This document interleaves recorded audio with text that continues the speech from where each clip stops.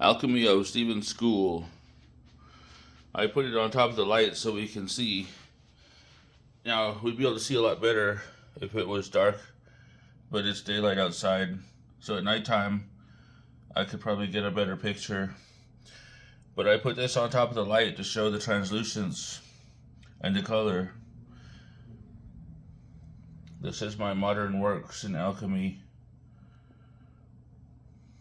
Some of my modern works.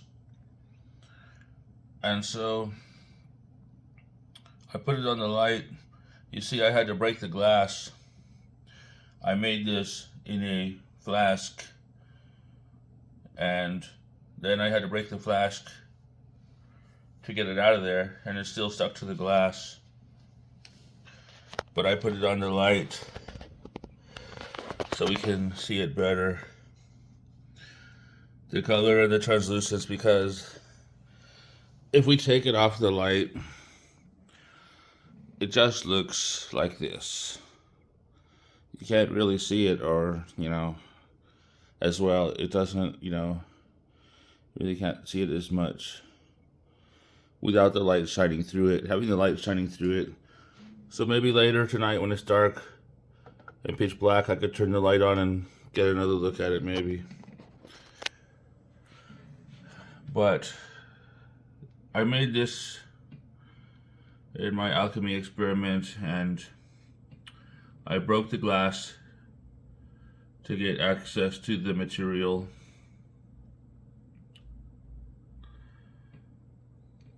I've tried a few other experiments with it.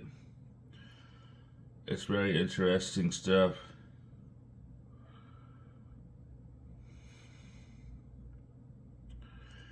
I've worked on this dry path, wet path. So here's another one that I made. That I took it to the stage of citrinatus or yellowing, and then began grinding it to powder in this mortar and pestle.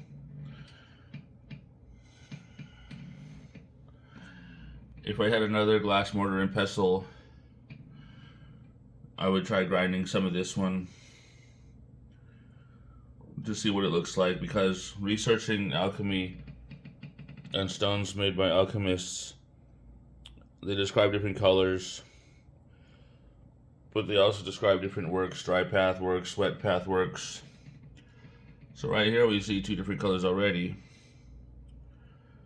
However, we already know some of this was made dry path, some was made wet path. There's also hybrid dry and wet paths, where both paths are used, and that's more advanced work. And then there's multiplication. This stone is multiplied.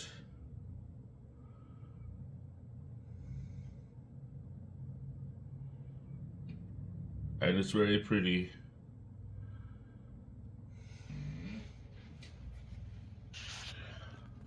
Let's take another piece off so we can see how it looks. It's very pretty.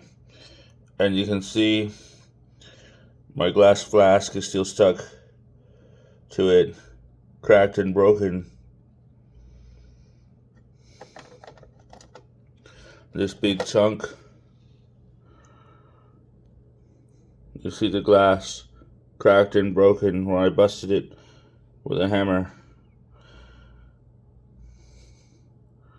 And the light shows us the translucence and the color.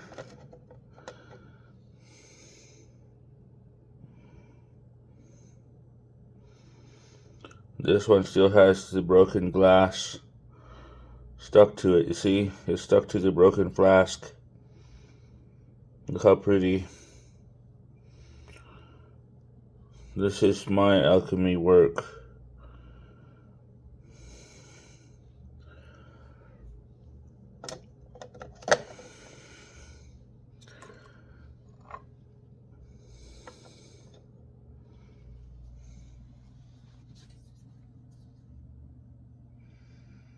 Alchemy of Stephen's School. I do have an alchemy forum, Steven School Alchemy, on Patreon, patreon.com.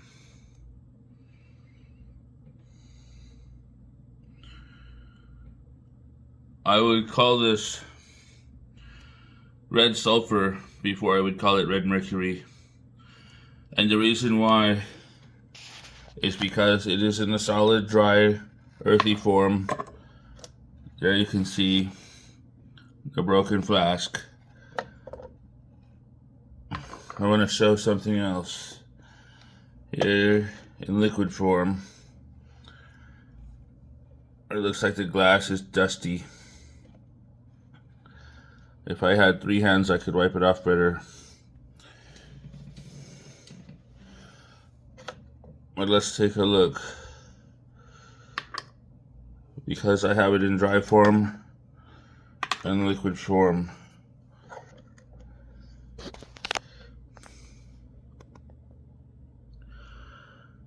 So, I think in liquid form, it might be better described as the alchemist mercury. Although they had more than one, which was not common mercury, not elemental mercury. But here we can see, by placing it on the light, we can see the translucence and the color more better. As I said, if it was nighttime, it would show up a lot better. Alchemist spoke of philosophical mercury. There is more than one philosophical mercury, and they were not elemental mercury.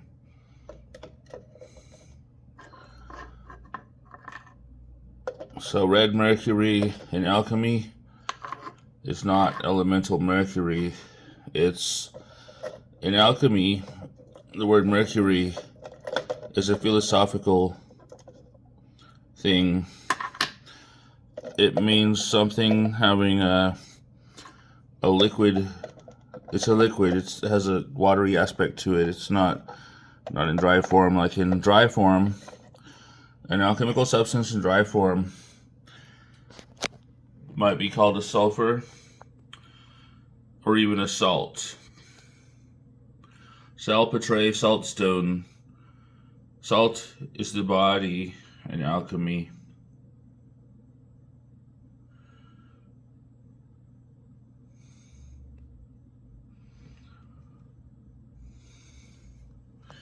So let's place another piece on here. Let's see how it looks.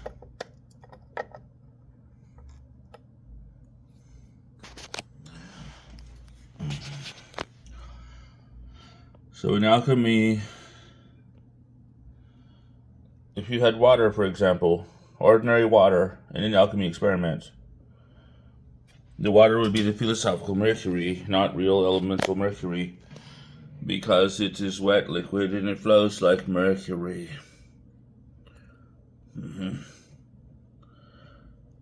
So in this dry form, though, I think this term red sulfur fits.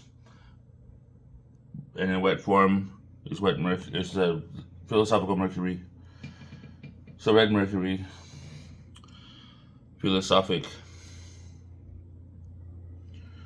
And let's see what happens if I put a light behind the liquid aspect of the alchemy experiment. There we go. We can see redness. The vial is full of red liquid. That vial is probably 4 or 5 inches tall.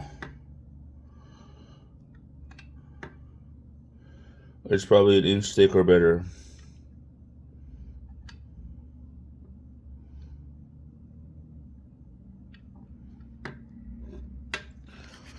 So there we have it. If I had 3 hands, I could do better with my video filming skills, but I don't. also not that technical. I'm just into alchemy. Alchemy seems to be one of my strong points.